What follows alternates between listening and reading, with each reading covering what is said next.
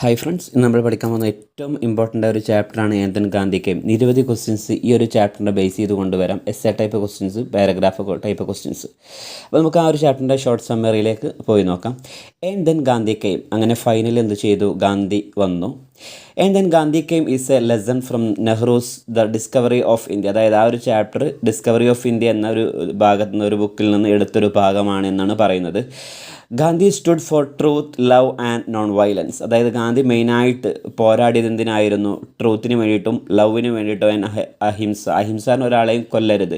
ഇതായിരുന്നു നമ്മളുടെ ഗാന്ധിയുടെ main policy. He was against all social evils like untouchability and child marriage. അതായത് ഗാന്ധി എന്തായിരുന്നു? ഈ പറയുന്ന സോഷ്യൽ ഈവിൾസിനെതിരായിരുന്നു. എന്തൊക്കെയാണ് സോഷ്യൽ ഈവിൾസ്? ഏതൊക്കെയാണ്? ലൈക്ക് അൺടച്ചബിലിറ്റിനെ തൊട്ടുകൂടായ്മ, ആൻഡ് ചൈൽഡ് മാരേജ്, അതായത് ചെറുപ്രായത്തിൽ നിന്ന് കല്യാണം കഴിച്ചു കൊടുക്കുക. ഈ രണ്ട് സോഷ്യൽ ഈവിൾസിനെതിരെ ഗാന്ധി എന്തായിരുന്നു? എതിരായിരുന്നു. He himself set an example for അഭയ, ഫിയർലെസ്നെസ്. അതായത് നമ്മുടെ ഗാന്ധി എന്ന് പറഞ്ഞു കഴിഞ്ഞാൽ അദ്ദേഹം നല്ലൊരു എക്സാമ്പിളായിരുന്നു. എന്തിന്? ഫോർ അഭയ, അതായത് ഒരാളെയും പേടിക്കേണ്ട എന്നതിന് നല്ലൊരു സിമ്പിളായിരുന്നു ആര്? Gandhi. His personality was like A magnet. അതായത് ഗാന്ധിൻ്റെ പേഴ്സണാലിറ്റി എന്തായിരുന്നു? മാഗ്നറ്റിൻ്റെ പോലെ, ഒരു ഗാന്ധിക ശക്തി പോലെയായിരുന്നു. അതായത് എല്ലാവരും എന്ത് ചെയ്യും? അദ്ദേഹത്തിലേക്ക് ഇങ്ങനെ അടുത്തുകൊണ്ടേയിരിക്കും. അങ്ങനത്തെ ഒരു പേഴ്സണാലിറ്റി ആയിരുന്നു ഗാന്ധി.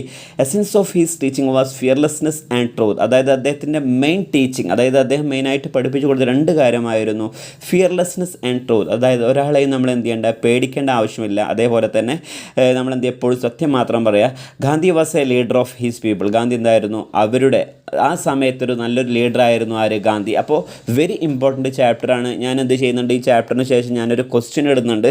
അപ്പോൾ നിങ്ങളത് ആ ക്വസ്റ്റ്യൻ്റെ ആൻസറും കൂടെ എന്ത് ചെയ്യുക? ഈ വീഡിയോൻ്റെ കമൻറ്റായിട്ട് വരും. അപ്പോൾ നന്നായിട്ട് പഠിക്കുക. അറ്റ്ലീസ്റ്റ് ഈ പോയിൻറ്റുകൾ നിങ്ങൾ എന്ത് ചെയ്യണം? കാണാതെ പഠിക്കണം. പിന്നെ ഈ പോയിൻറ്റ് നിങ്ങൾ എന്ത് ചെയ്താൽ ഒന്നുകൂടെ എക്സ്പ്ലെയിൻ ചെയ്താൽ മതി. ഓക്കെ, അപ്പോൾ ക്ലാസ് മനസ്സിലായെന്നാണ് ഞാൻ വിചാരിക്കുന്നത്. Anyway, thank you.